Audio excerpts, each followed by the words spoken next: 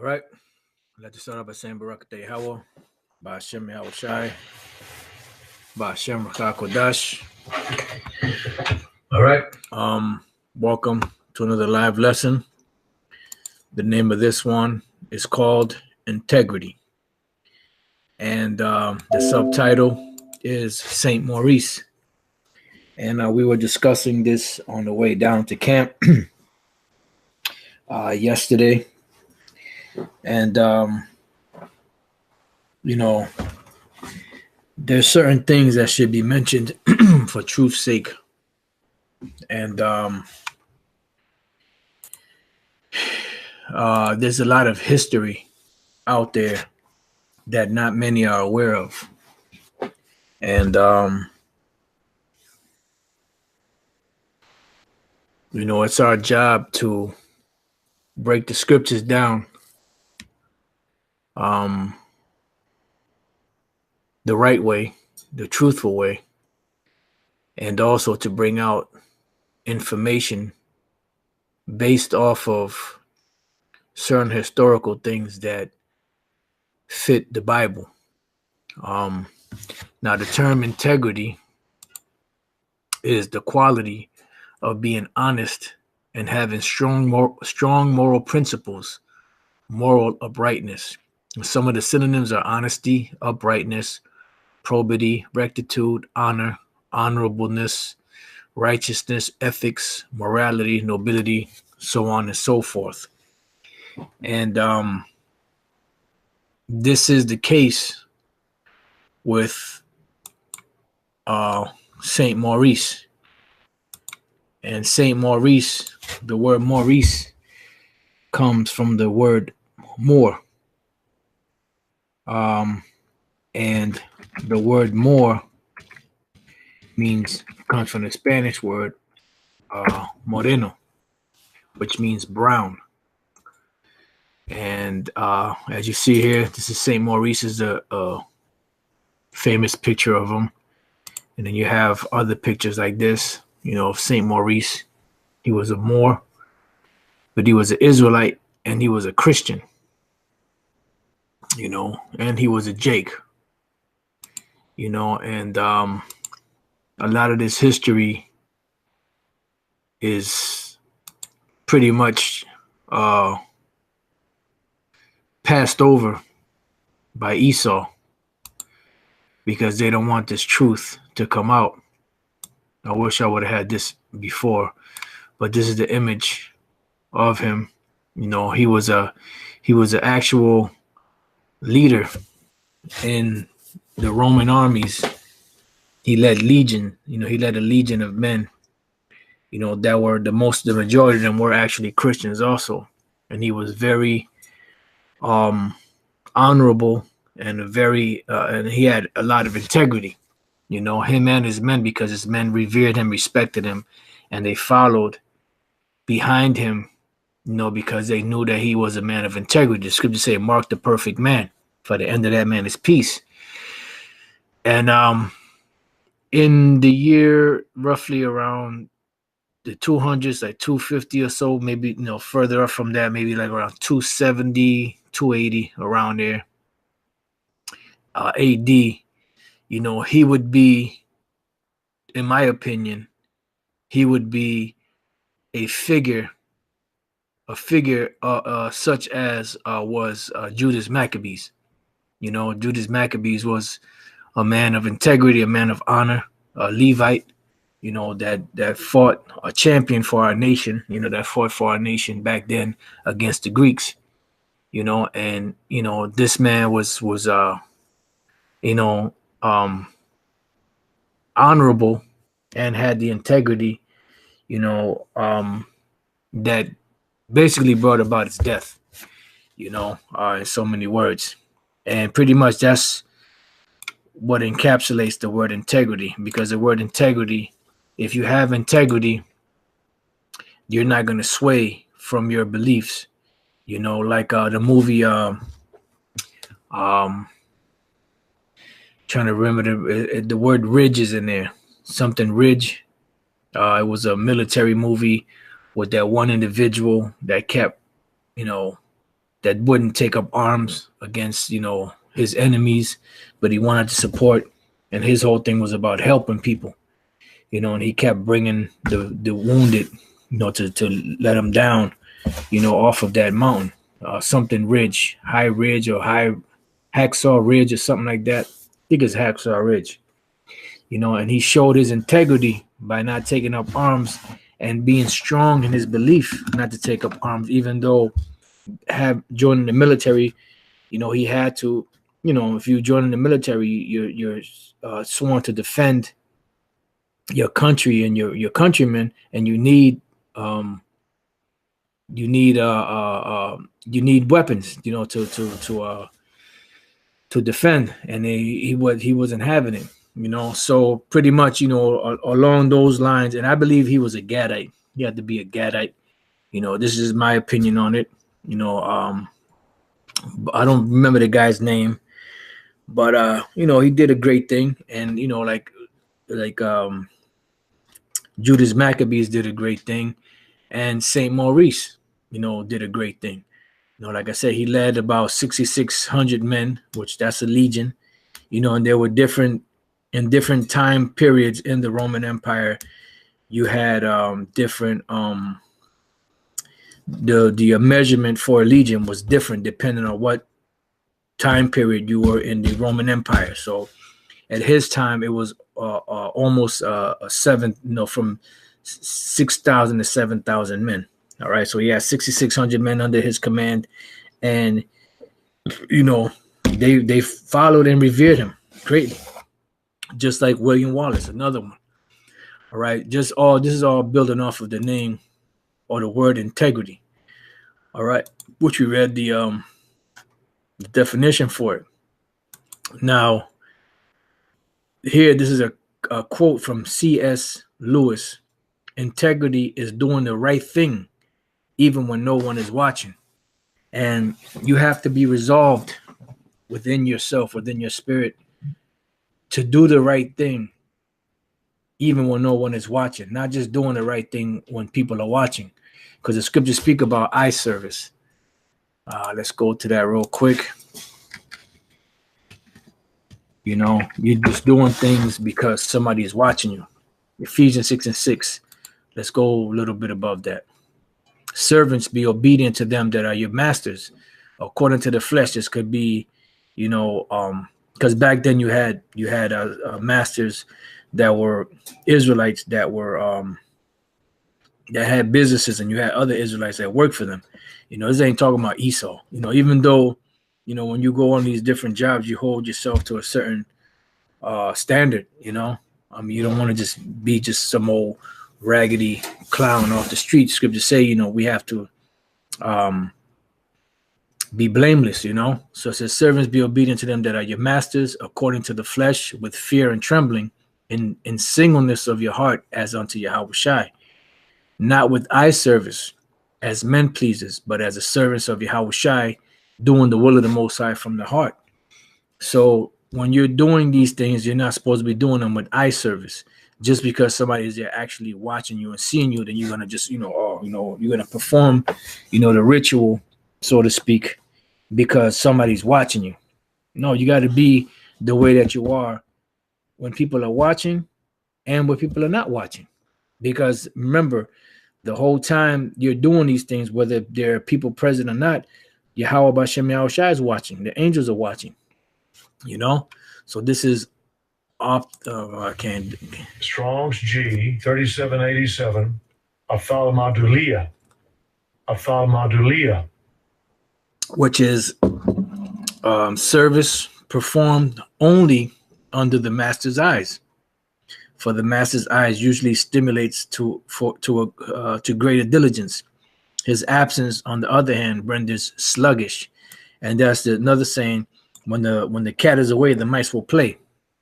You know, so the only time you really show true diligence or obedience or integrity is when the eyes are on you. But then when they're not on you, you're just some spick or some nigger, you know, some Uncle Tomahawk or some a clown, basically. You know, you don't show any form of integrity. So integrity is doing the right thing even when no one is watching. C.S. Lewis. Now I have a couple of scriptures here I would like to read. This is dealing with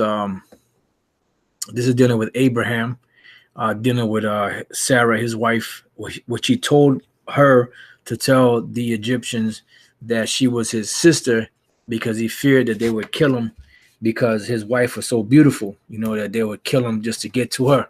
He didn't understand that Abimelech, which was a king at the time, and those other men that were with him did have some integrity, because you do have nations out there that have integrity.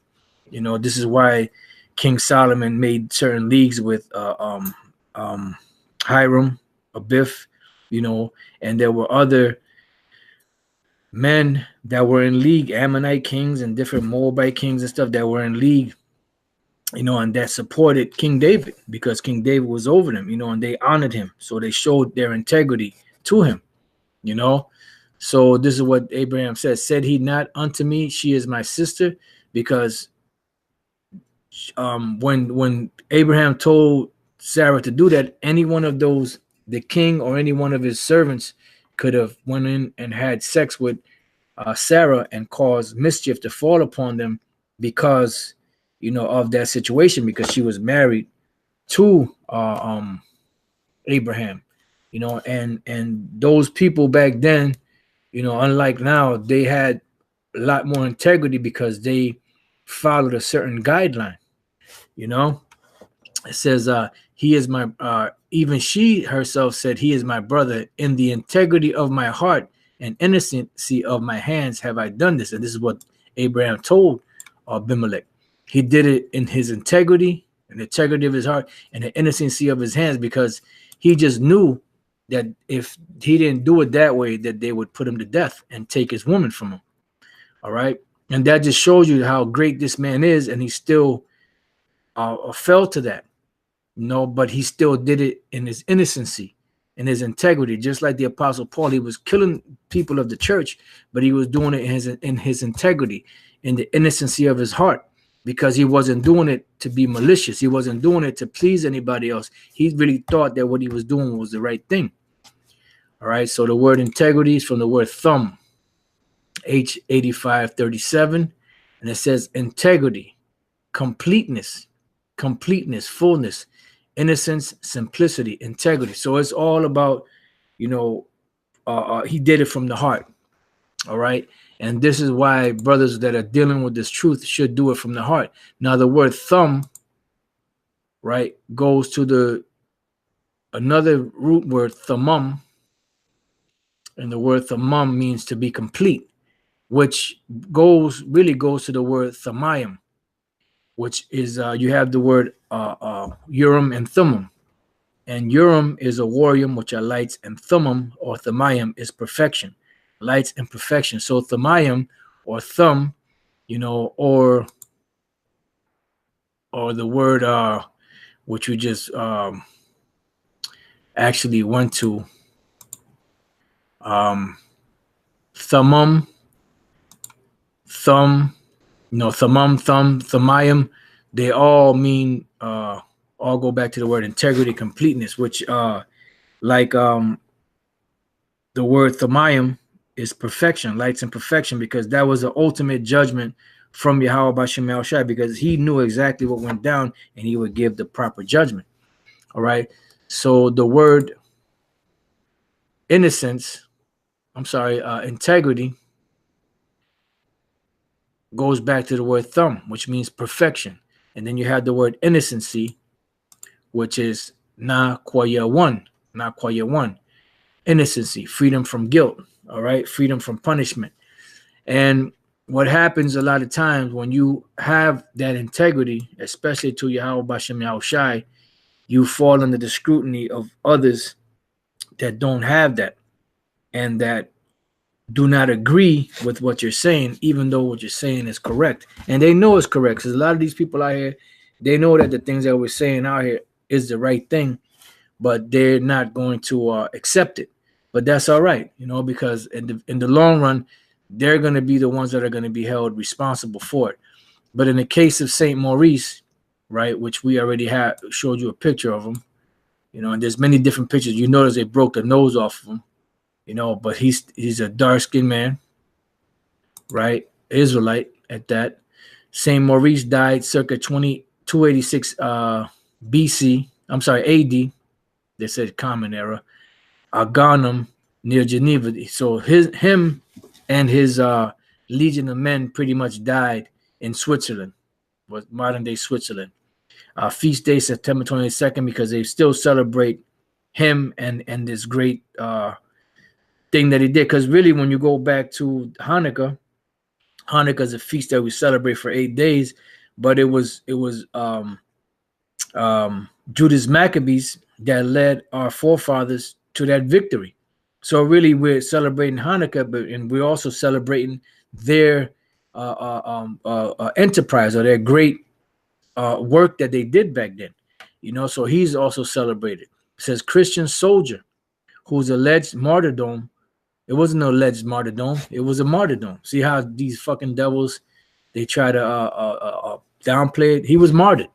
And he was martyred by another so-called Negro, you know, Maximian, Maximian was an emperor back then. I'm not sure if it was the Western kingdom or the Eastern, because you had a split in the two of them. So you had two different emperors, one from the East and one from the West. It says, with his comrades, inspired a cult still practiced today. And they'll look at this word cult as a negative word, but the word cult simply means service. You know?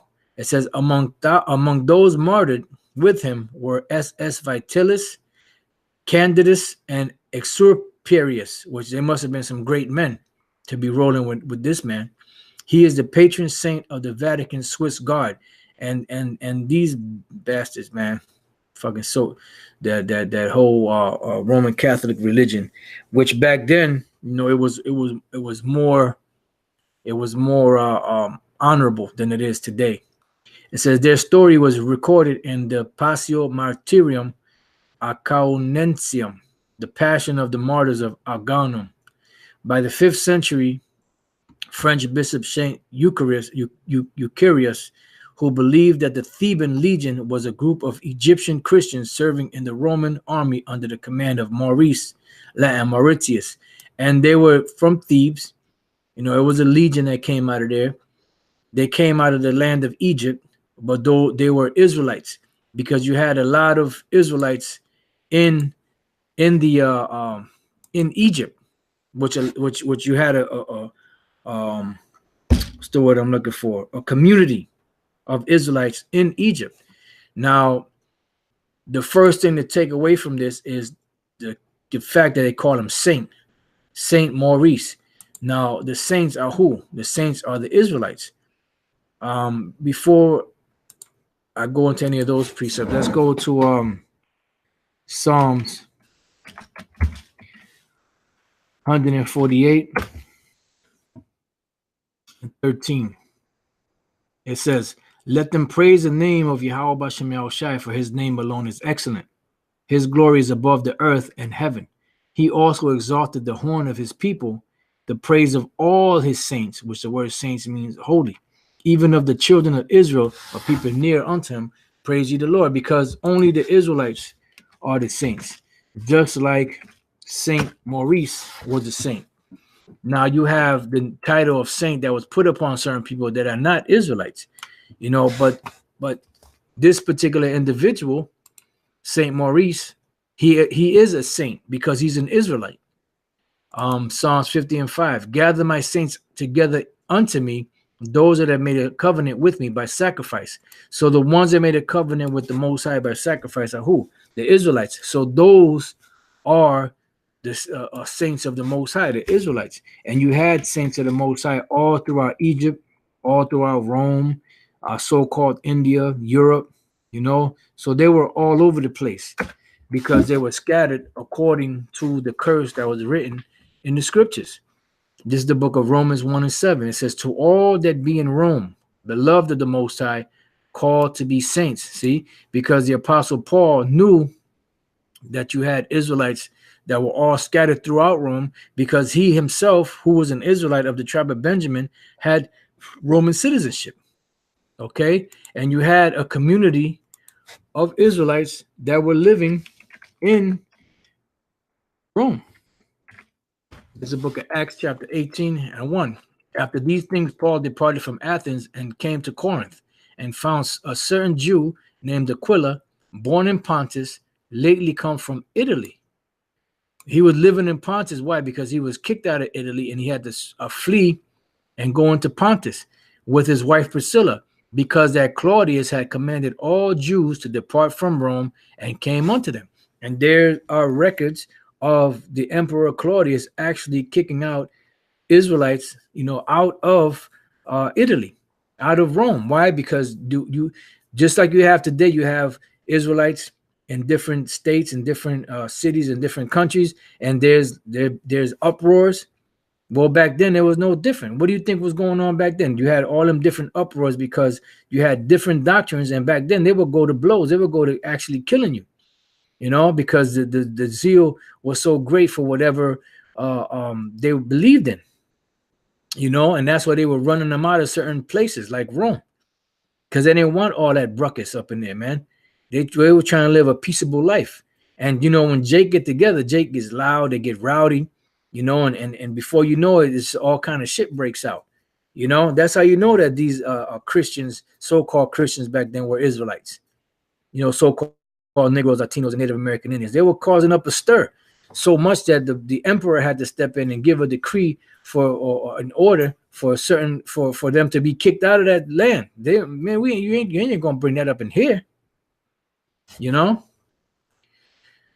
So going back, Romans 1:7, to all that be in Rome, beloved of the Most High, called to be saints, grace to you and peace from the Most High our Father and the Lord Yahushua.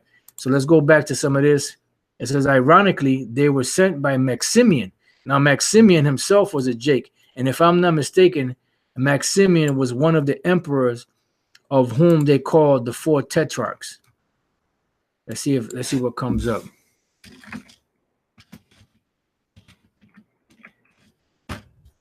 I know I didn't spell that right, but here it goes.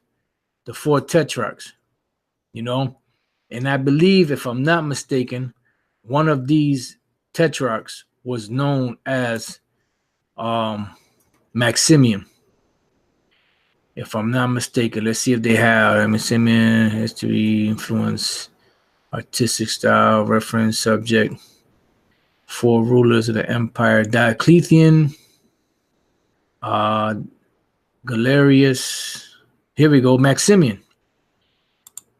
So Maximian was one of those emperors back then, of the four emperors, of the tetrarch, the four tetrarchs. From 286 to 305, he was Caesar. He shared latter title with his co-emperor and superior Diocletian, whose political brain complemented Maximian's military brawn. So he was in the military, and this is why you had Saint Maurice that actually joined him, because they were about helping, because they were all Israelites. They were about helping set things in order, But there was a problem because there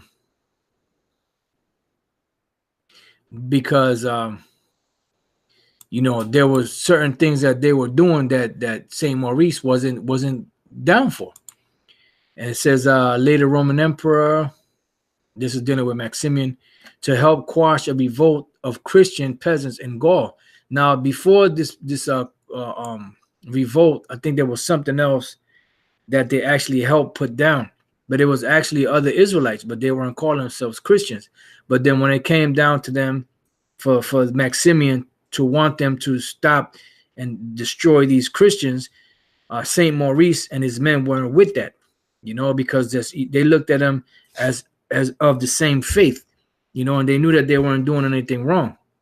The legion met Maximian at Octoderum, now Martigny, Switzerland, but they refused to fight against their brethren, and withdrew in protest to Agaunum.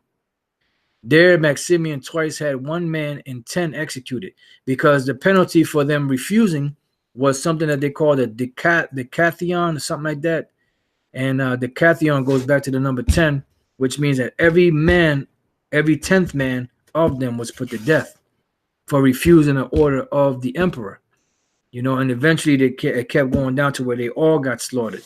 It says, and finally the entire group was put to death. Why? Because they would not fight against other Christians. You know, and this is history that's not taught. And if they do teach history about St. Maurice, they're going to paint him as a so-called white man, because that's how the devil does.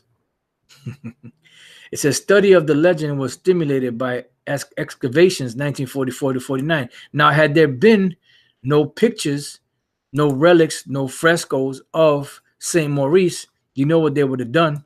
They would have said, St. Maurice, yeah, you know, he was a white man. You know, just like these devils do with everything. Beethoven and Mozart and all them great men were just all so-called white men. It says at St. Maurice in Valais in 1956, an analysis of the Passio by D.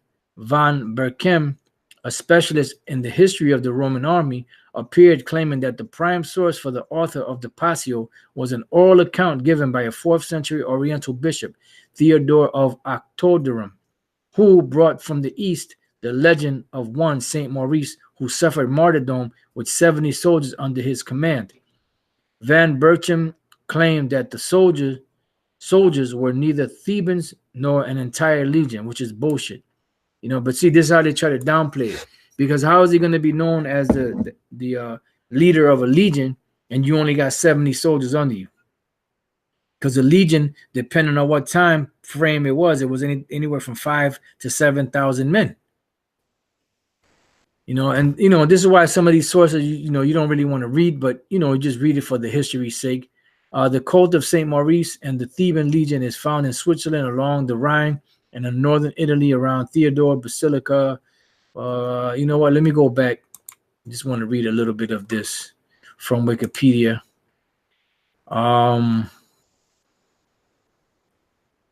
There was something here. A composed Christian has been called the God, citizen, permanent, defeatable. Right. The legion, entirely composed of Christians, had been called from Thebes in Egypt to Gaul to assist Emperor Maximian to defeat a revolt by the Bagaudae. And these were, they were also Israelites that rose up against the injustices that were being done to their people, you know. And by right, if you're doing something wrong to a people, they're going to stand up and fight against you. It says the Theban Legion was dispatched with orders to clear the great St. Bernard Pass across Mont Blanc. Before going into battle, they were instructed to offer sacrifice to the pagan gods and pay homage to the emperor. Maurice pledged his men's military allegiance to Rome. He stated that service to God superseded all else. To engage in wanton slaughter was inconceivable to Christian soldiers, he said. He and his men refused to worship Roman deities. See, so you had Maximian, which was a Jake, but he was a heathen Jake. And then you had St. Maurice and his men that were Jakes, but they were Jakes that were into the Most High, into the scriptures, and they refused to do this worship to this dude, you know. But they did pledge their allegiance, and they did help with anyone that they could help with. But when they tried to bring them against their own Christian brothers, that's when they refused martyrdom. However, when Maximian ordered them to harass some local Christians, they refused, ordering the unit to be punished. Maximian had every 10th soldier killed, a military punishment known as decimation, which that's where you get the word 10. More orders followed. The men refused to encourage the men refused as encouraged by Maurice, because he wasn't going for it, and his men were following his lead. And a second decimation was ordered in response to the Theban Christians. So every 10th man was being put to death. Refusal to attack fellow Christians. Maximian ordered all the remaining members of his legion to be executed. The place in Switzerland where this occurred, known as Argonum, is now St. Maurice, Switzerland, site of Abbey of St. Maurice. So he refused that. Why? Because him and his men had integrity, you know, and that's the point.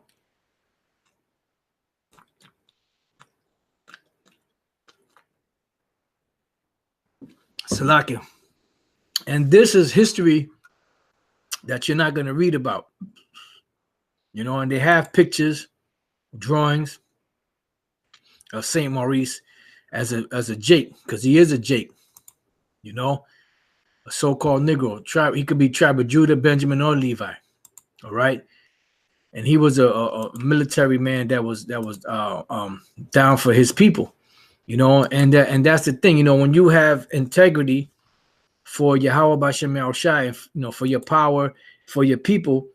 This is why, you know, a lot of times these things happen, you know, and this is why, you know, we're being attacked. You know, Great Millstone is being attacked. The whole Hebrew Israelite movement is being attacked because the message that we bring is a message of truth and a message of integrity.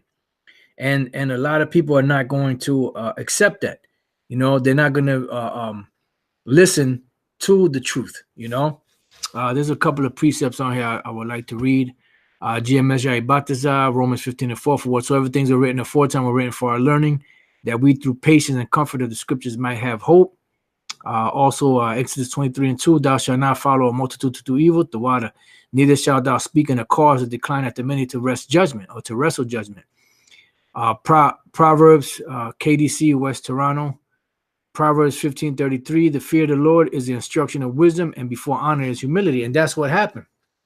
They got it kind of it's a Maurice is a Jake name. That's right. You know, and that's why when I mentioned it in the truck on the way down to camp, you know, the apostles were chuckling because they were asking about something, and I said, yeah, Maurice, and they started chuckling because they thought I was being funny, you know, but I was being straight, you know, but you know how it is, Ephraim. You know, them doves jump on you. So sometimes brothers think you're joking when you tell them the truth. You know, but I just did a double check just to make sure, you know, that I wasn't bugging. But yeah, Maurice is a Jake name. That's right. Yep, that's right. GMS Winnipeg Prophet, Switzerland. That's right. Black land. That's right. All right, so I'm gonna read a couple of these precepts.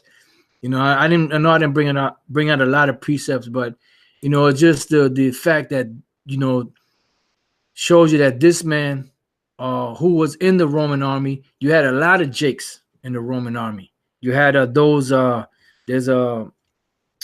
book, I believe it was called Sons of Israel in Caesar's Service, you know, and that goes into the whole history of a lot of Israelites back then that were in Caesar's military, you know. But the thing is, they don't give you, they were brown-skinned people, you know. They don't tell you that.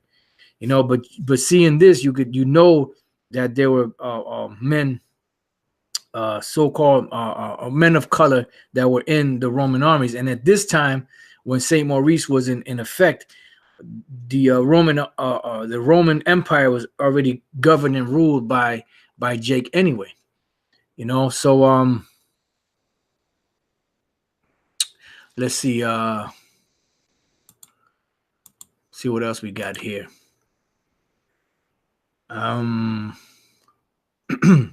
Job 2:3, and the Lord said unto Satan, hast thou considered my servant Job, that there is none like him in the earth, a perfect and an upright man, one that feareth the Most High and escheweth evil. And if you fear the Most High, you eschew evil, which means you avoid evil. If you're an upright man, you're going to suffer persecution.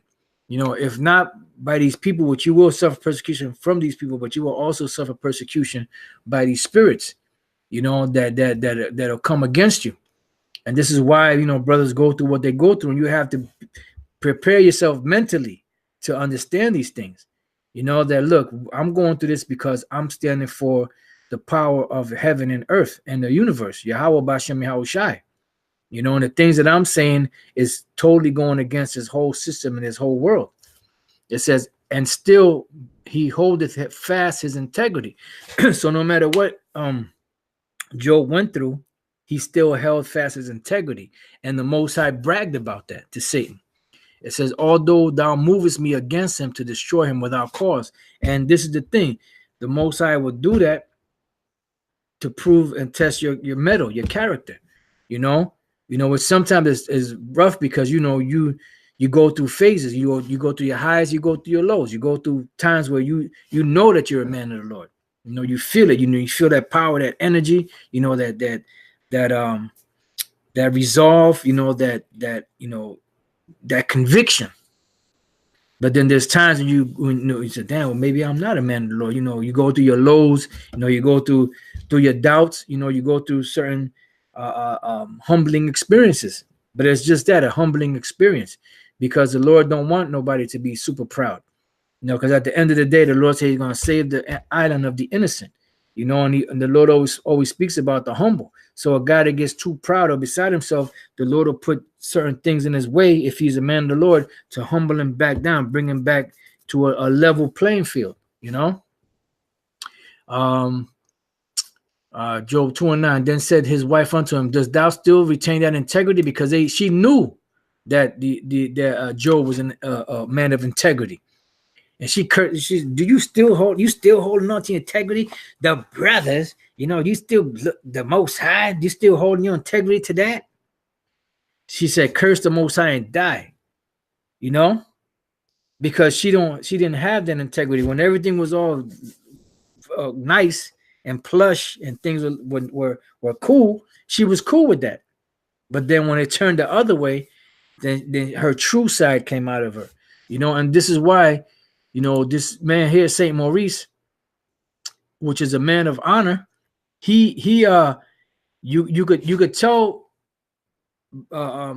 his integrity by the men that he was with, because not only did he suffer the martyrdom and stood firm, his ground, his men did the same thing. They saw his resolve. They saw that they said, no, this is a righteous man. I'm going to follow this man. The scriptures say, mark thee the perfect man. The apostle Paul said, be ye followers of me as I am of Yahushai. Because he was a man of integrity.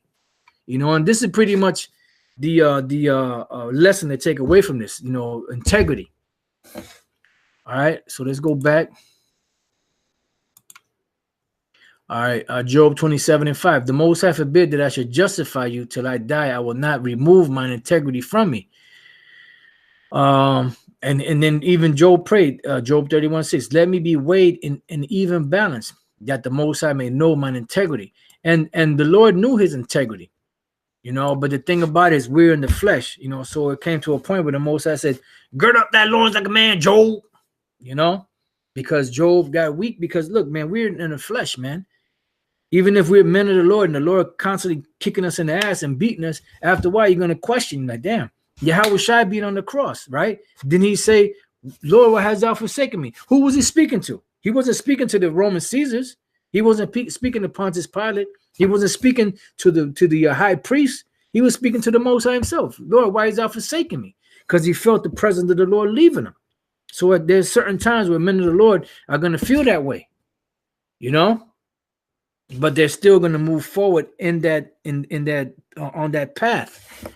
Because it's of Yahweh Bashem Yahushai. It says Psalm 7:8, the Lord shall judge the people. Judge me, O Yahweh Bashem Yahushai, according to my righteousness and according to mine integrity that is in me. Psalms 25:21, let integrity and uprightness preserve me, for I wait on thee. And these are, man, I mean, things, scriptures like this, and and those what's the word I'm looking for? Things of this nature, is what this truth is all it boils down to. It's not about how eloquent you sound, because some guys, they get caught up in, oh man, I'm so smart, I could put all these words together, and and the way that it comes out, sparks shoot out my ass when I speak. A guy like that really doesn't understand what this truth is about, man. The Lord likes things to be simple. They're not, the Apostle Paul said, use words easy to be understood. Sometimes the most simplest lessons are the most impactful, than them big, overwhelming, in-depth, super, every word you use, every 2 or 3 words you use is some big elaborate word, but then when it comes down to it, when you ask people, what did you learn? I don't know, because they didn't make the impact, because scripture said use words easy to be understood. And then sometimes sometimes we use big words, but try to explain what the word means, Beautiful. GMS Winnipeg Prophet, Proverbs 19:1. Better is the poor that walketh in his integrity than he that is perverse in his lips and is a fool. That's a beautiful scripture, because it's true. Because what that goes into is it boils back down to integrity. All right. Psalms 26:1. Judge me, O Lord, for I have walked in mine integrity. I have trusted also in the Lord, therefore I shall not slide. I want to jump down to Proverbs 11:3. The integrity of the upright shall guide them. And that's the thing. Because there's certain things you can't teach a man. There's certain things you can't teach a brother, a man, There's certain things that are certain qualities that are either in you or they're not. That's why it says the integrity of the upright shall guide them. Because whatever spirit the Lord gave that particular individual, that's what's going to guide them. And the scriptures say that from the abundance of a man's heart, the mouth shall speak. So whatever your mind is geared to, whatever floats your boat, so to speak, that's what you're going to speak about. If your mind is all about women, your every word, damn near everything you say is going to be about women. If your mind is all about money, all you're going to speak about is money. If your mind is about the truth, all you're going to speak about is the truth, and that's how that's what the scriptures speak about in the Apocrypha, about not giving credit to a man too fast. Wait till he speaks, because the speech of a man, that's what merits, or that's what tells you what type of man it is that you're dealing with. Beautiful. Proverbs 20:7, which I have on the list. It says, the just man walketh in his integrity, his children are blessed after him. That's right. That's right. All right. So all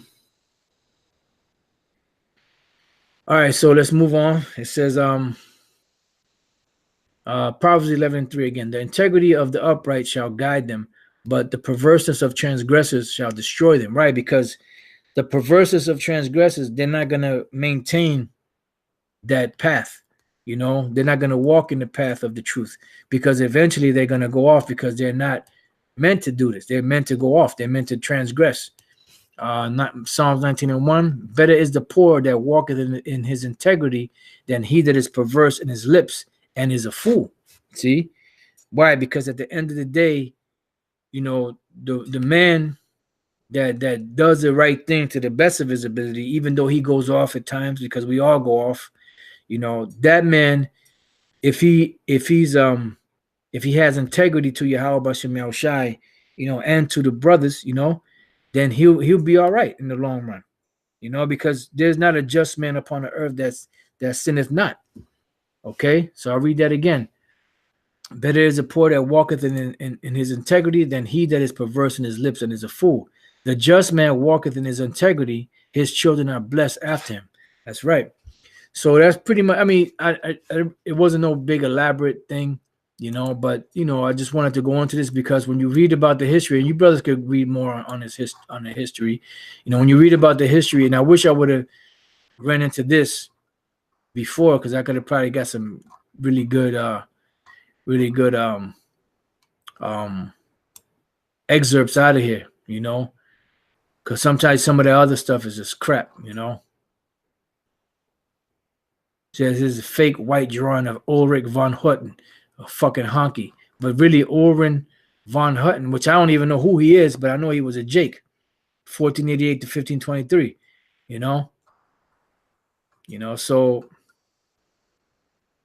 So like I said, Saint Jerome, and Jerome was a Jake. So pretty much, this is just to show you, Saint Maurice. He was an Israelite. He came out of, and I had wanted to go into that too, but I didn't get a chance, so I guess the Spirit didn't want that to come out. It just came to mind about the libertines. You had the Israelites, you had a community of Israelites down in Alexandria, which were called the Alexandrian Jews. You had a lot of Israelites in the interiors of Africa, up in northern Africa, Egypt, and all of that. And this is why Jake always ran down to Egypt for refuge, because there was always a remnant of Israelites down in that in that region. For some reason, the Lord always kept Israelites down in Egypt. So pretty much that's it on that. If your brothers want to read more about Maurice, Saint Maurice, I believe I put that other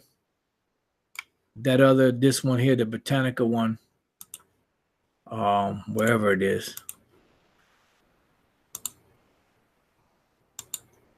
One of these I have put in the description box, and you brothers can read more on it if you want. And pretty much there's a lot of history that Esau has covered up, and it's all coming out now, because they make you believe that so-called Negroes, Latinos, and Native American Indians are just slaves, and but really, when you go into the history, we make up the Israelites, and we make up a great portion of the history of the world, that they don't want everybody else to find out about because they have whitewashed everything. So with that, I pray you brothers have been edified. Till the next time I say shalom.